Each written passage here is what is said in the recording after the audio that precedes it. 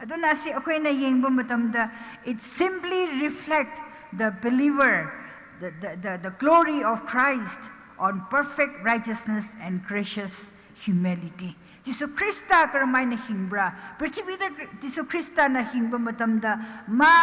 mathakta karisu amot pa layte, pap layte, madi sing na achumba aduda mana hingba adukumna, ako'y isor ningba nubi hayradi, ma kumna Christ-like life. Mabu Tazaraga, Mabu Lausinraga, Mabu Akwegi Punsi, Bibiraga, Isor Monda, Ipa Hiraga, Isor Nasu, Aiki Ichanu Bising, Habdu Ngamba, Atu Kumbadu, Isor Ningba Nupi, Habdu Aduda, Kahune. Aduna, Akwena, Jamjan Haisi Heredi, Nang Ai, Isorgi, Ningba Nupi Amamam Oibra Oidabrangasi. Nangi punsida aigi punsida Jisu Krista gi nungsiba du khangdaradi Jisu Krista na sengna laibagi adukumna nang aigi punsidu sengna laidaradi nang aida achumba adu laidaradi nang ai arang khupam du phangdaradi nang aigi punsida aigi pap loina makdu magi I thokpadagi adu chamthokpadu nang na khangdaradi nang isor ningba nupi oikadabadu yade ngamde Aduna, asida ako'y na yengba matamda, isor ningba, isor kangba, nupi amana, karamay na ma bunsida, karamay na ma na tabak taubra, hayabdo ako'y na yengba matamda, jam na ako'y na loy na makhange. Proverbs 31 verse 17 asi. Proverbs chapter 31 verse 1 dagi aroy ba phaw ako'y na uba matamda nupi ama aphaba nupi ama karamay na phangadabra haibadu ako'y na lemol gi mamana lemol ningthawbu mana advice bibigid asida ako'y na ubane aduna mahakna pangganna ma khwang laksili mapom Khankhat Hali, she understands how important it is to able to retain her physical strength. Isor khangban nupi amanadi, magi responsibility ama pi banena, magi punsi asi magi khaktan nate, magi punsi asidi, magi su, magi mapuroi bagi su, imung gisu, church gisu, society gisu, nation ama gisu, yam muruiba. Punsi ama oibanena, she takes care of her physical life, the strength, and for the benefit of her family,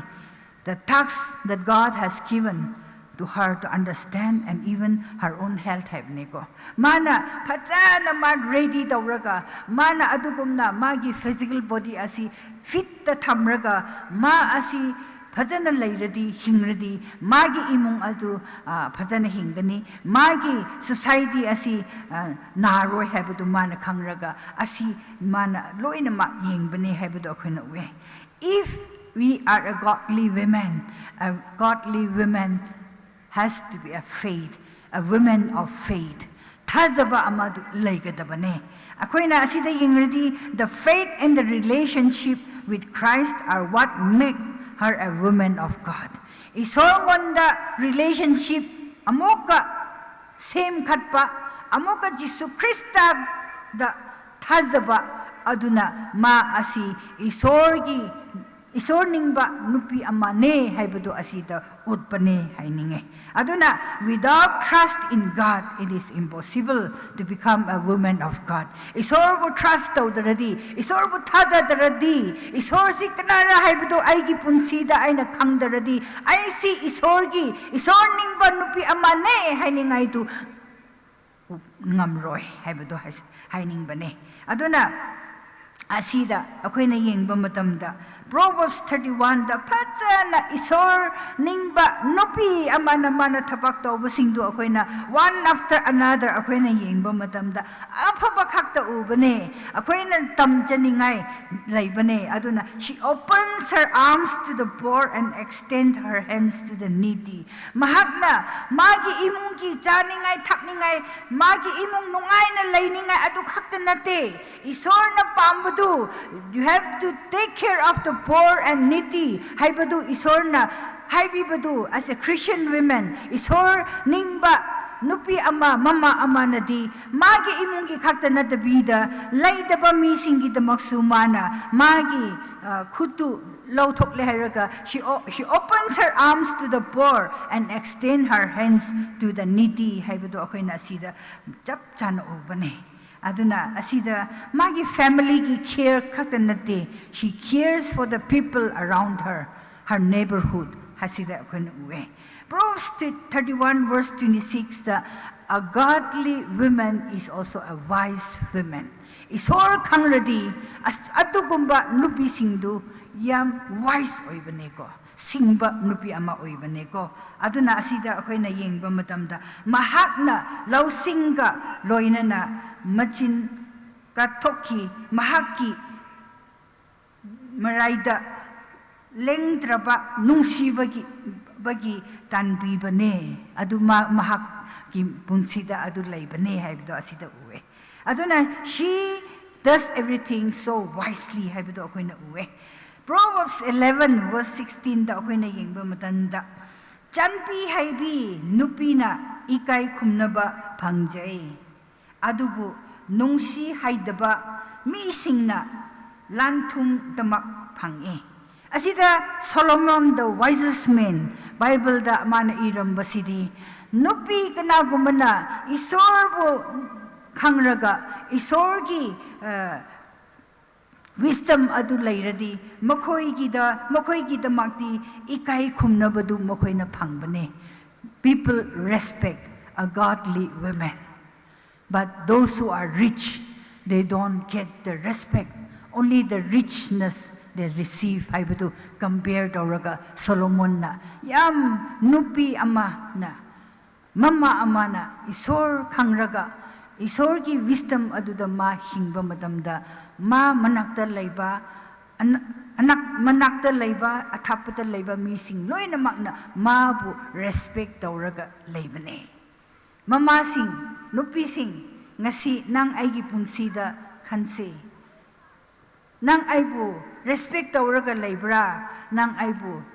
nupi sing tari tawgani lamjat phataba wa indaba thabak suninga khandaba ken lausing laidaba angaubi hairaga adugumna nang ai adugi title du phangraga laibra or asida Proverbs 31 da haibagumna mabu respect tawraga mina respect tawbibadu nupidu adugumna nang ai laibra haibadu akoina study tawse Psalms 46:5 da haibasidi she is favored isorna mahaki manungda laye isorna su mabu favored obane mahapu lenghal roy asida akoina ubudu mana magi punsida problems issues kayamok lakrasu isor ningba nupi magi tamakti isor nasu mabu favor tawraga magi tamak encourage tawbane magi tamak any situation in God you will be with her in the difficult situations saibadu asida akoina Psalms 46 verse 5 ta phajana ngubane ko nang ai prithivida ngasi hingningai akoina yengba matamda yam luwe prithivi change tawbagi matung ina nang asidi kramaina hingadabra ko hairaga problems after problems aigi personal khaktanate imungi khaktanate society gi khaktanate adukumba lakpa matamda achumba nang aina isorbu chetna pairaga isor ningba amamam oiradi akoibu isorna favor dogani isorna akoibu thadokroi isorna encouragement to pigani haibadu akoina Bible asinasu akoida utpane amuka akoina Proverbs chapter 31 verse 27 da asida uradi madi thabak tawning de haibagi machindagi thokte haibne ko she does not eat the bread of idleness thabak sudaraga adum pamraga nang ai kumna mobile sanaraga WhatsApp ta nadardi adukumna kari YouTube ta kari yengraga thabak suningai loi na maktub thamraga adukumna idol tawraga leibam natte Proverbs 31 da leiba asigi nupi isor khangraga isor ningraga mana thabak suba loi na mak asi akoina yengba madamda she gets up while it is dark mamliba madamda ma tumning rasu